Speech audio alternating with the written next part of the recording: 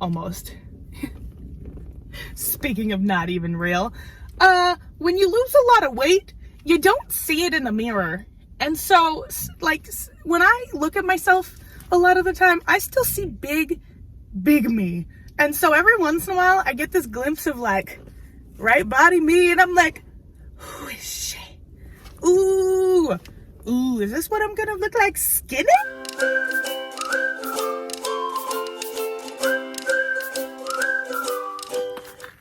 Hi everybody, my name's Courtney, this is Alaska Mix, and this is where we work on making over our mind, our body, and our happiness.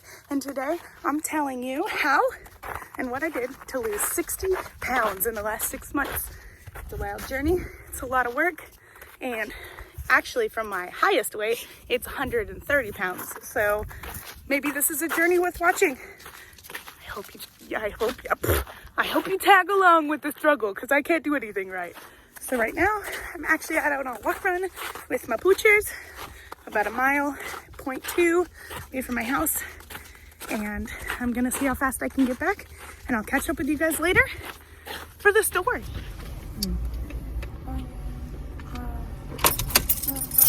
Hi. So it is the next day, and I am at the gym. So while I have a little bit of time to myself, I'm going to update you on this whole story mabobber that, you know. Say hi. Hi. Griff. I rolled up his window. He's mad at me. So my name's Courtney. I am a mom of 3. I stay at home. I'm working on my own business, trying to get it started. It's kind of slow, but we're getting there. And I am on a weight loss journey, but I have always been on one of those things. So this time it's a life journey, because this is gonna be permanent. So, gosh, I should have prepared a little bit better. I had it all in my mind, and then as soon as I turned on the camera, my mind just, okay, where do I start? So, once upon a time, 2013, I weighed 347. That was my highest weight. I worked in a restaurant most of my life, and after I graduated high school, I stopped doing sports and just gained a ton of weight. So, yeah, 347 is my highest weight. By the time I met my hubby in April of 2014, I was down to about 280, and I've basically bounced between 280 and 220 the entire time I've been with him. I did get down to 202, but due to like a passing, and then I quit smoking cigarettes, and then I got pregnant, I ended up back at 280, 277. So this last year, I did a backpacking trip that's 26 miles. And so I did it at 265. And that was after a few months of trying to lose weight, kind of having some diet inside issues, and not really knowing what was wrong. And I was trying to figure it out, and I cut out different things, and it turned out it was gluten, but that was the last thing I decided to cut out in November. So the highest weight I hit after having my 3rd kid back in March of last year, 15 days after the world went into quarantine, which was super fantastic.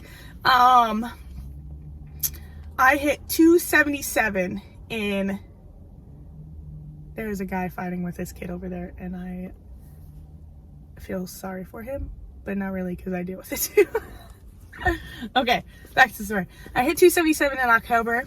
About November 10th, I quit gluten permanently.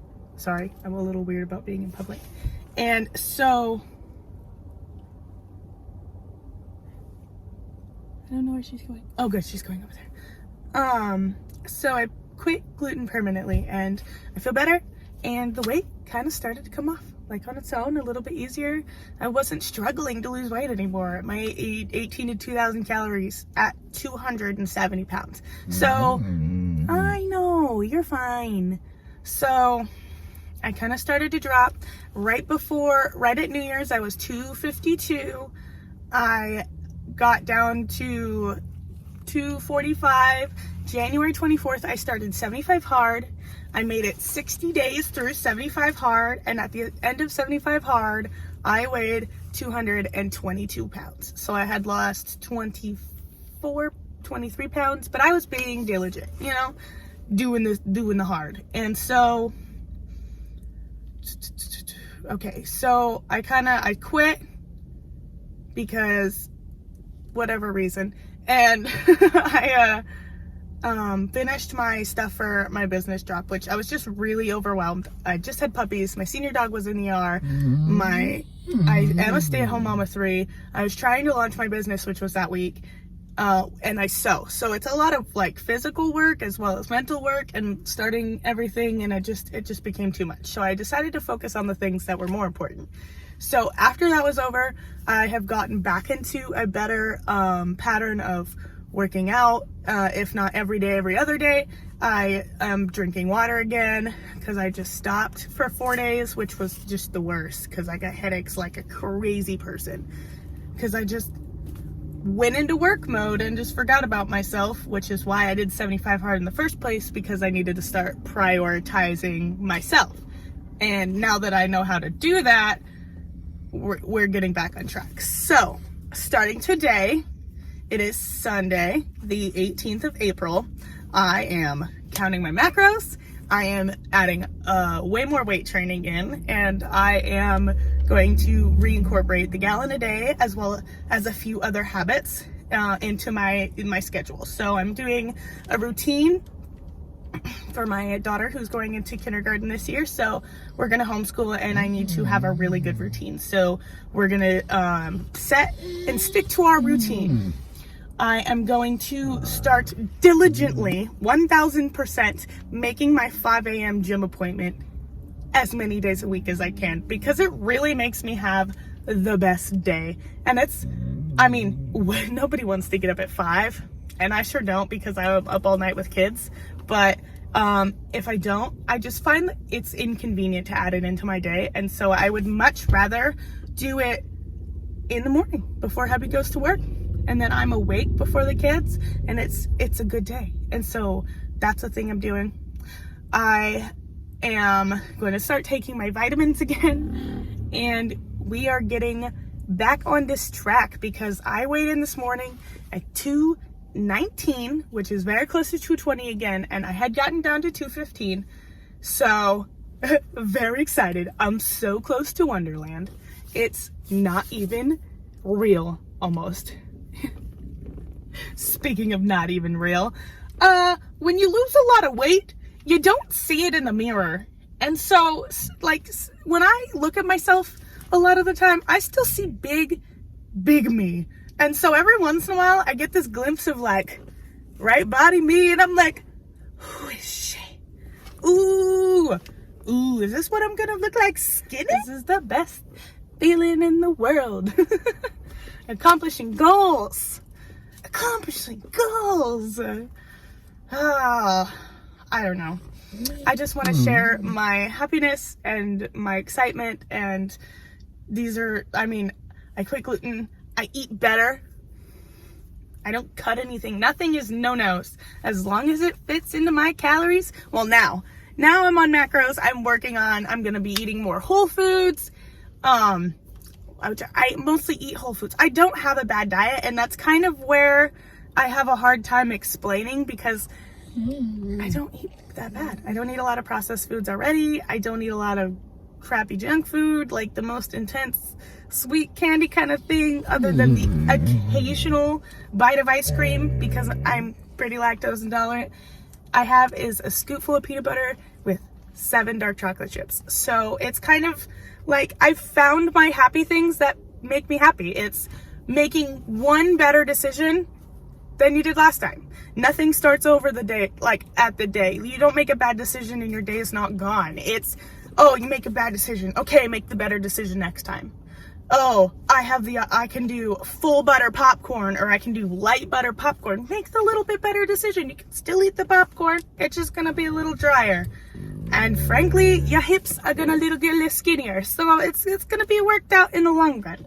If you really want it, you're gonna work for it. And if you really want it, you're gonna get it. And I just had this epiphany on my birthday back in December, and I can't be like this anymore. I want to open a gym. I want to be a personal trainer. I've always wanted to be a personal trainer because, I mean, I came from 350, even in the 200s. That's a huge loss. Like right now, it's sitting at 219. It's not quite 130 pounds, but that's a person. That is an entire person. And so I just think that if I put whatever my reality that I can explain to any point of that is I am a mom. I'm tired. We all struggle. It's making a good decision every day that makes you happy and makes it worth it. And you keep adding those up, and success, victory, it all comes in. And I'm starting to reap all the benefits. I feel good in my body. I'm starting to feel really good in my mind. And I just want somebody else to experience this bliss with me, because you don't have to feel crappy for the rest of your life. It's crappy for a while because changing things sucks, but making the better decision in the long run, you're gonna feel so much better. The days pass by whether you want them to or not. The time is going to continue. If you continue to eat the crap, it's just gonna be longer before you're gonna get happier. Like, why are you gonna postpone your happiness? I mean, you'd have to want it. Like, if you don't want it, I can't help you. I mean, I'm not certified. This is what I've done. I've lost 80 pounds over and over and over like 4 times now. I'm at 60 now.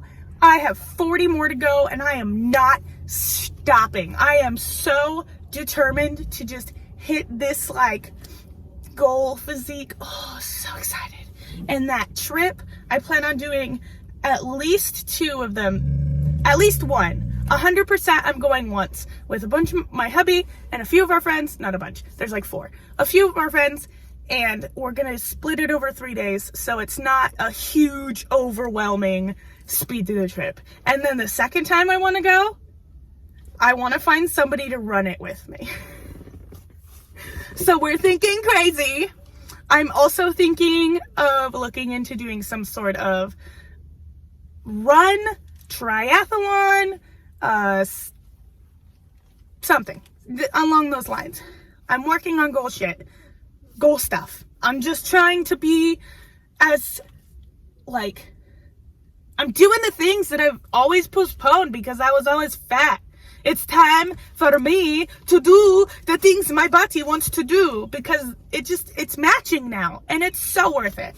It's so worth it. And I know that might have not made any sense. Oh my God, there's so many drunk bums. He's like having a meltdown and kicking his backpack, and it looks like he's gonna fight a bird.